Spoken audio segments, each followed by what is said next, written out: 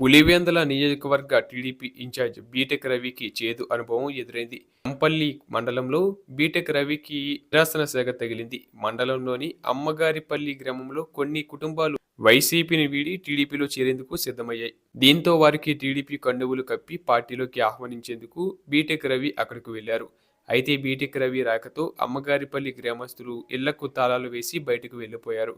BTech Ravi వస్తున్నారనే విషయం తెలుసుకుని ఇళ్లకు తాళాలు వేసి వెళ్లిపోయారు.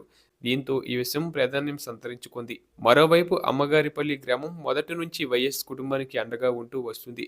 అయితే మారిన రాజకీయ పరిణామాల నేపథ్యంలో కొన్ని కుటుంబాలు టీడీపీలో చేరేందుకు సిద్ధమయ్యాయి. దీంతో వారికి కండువ కప్పేందుకు బీటెక్ రవి వెళ్ళగా ఇలా చేదు అనుభవం ఎదురైంది. మరోవైపు వైసీపీ అధినేత మాజీ సీఎం జగన్మోహన్ రెడ్డి సొంత నియోజకవర్గం పులివెందులలో టీడీపీ జెండా ఎగరవేయాలని టీడీపీ గట్టి పట్టుదలతో ఉంది.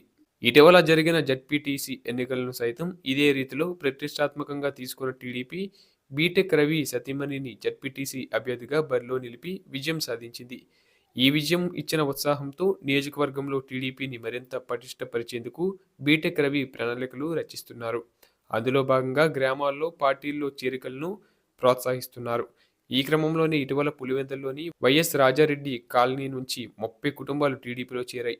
వైసీపీ నేత సాయి కుమార్‌తో పాటు 30 కుటుంబాలు టీడీపీ కండువా కప్పుకున్నాయి. తాజాగా అమ్మగారిపల్లి గ్రామంలోనూ కొంతమంది పార్టీ మారేందుకు సిద్ధపడగా, గ్రామస్తులు మాత్రం తమ నిరాశను ఇలా వ్యక్తం చేశారు. మరోవైపు సీఎం నారా చంద్రబాబు నాయుడు, మంత్రి లోకేష్ అధర్వంలో ఆంధ్రప్రదేశ్ ఎన్నో విధాలుగా అభివృద్ధి చెందుతుందంటున్నారు బీటెక్ రవి. ఈ కారణంగానే పులివెందుల నియోజకవర్గంలో వైసీపీ నుంచి టీడీపీలోకి వలసలు కొనసాగుతున్నాయని అంటున్నారు. వైఎస్ కుటుంబం నుంచి ఇద్దరు ముఖ్యమంత్రులుగా పనిచేసినప్పటికీ పులివెందుల జనం తాగునీటి సమస్యను తీర్చలేదని ఆరోపిస్తున్నారు. టీడీపీ కూటమి ప్రయత్నంలో పులివెందుల నియోజకవర్గ అభివృద్ధికి కట్టుబడి ఉందన్నారు.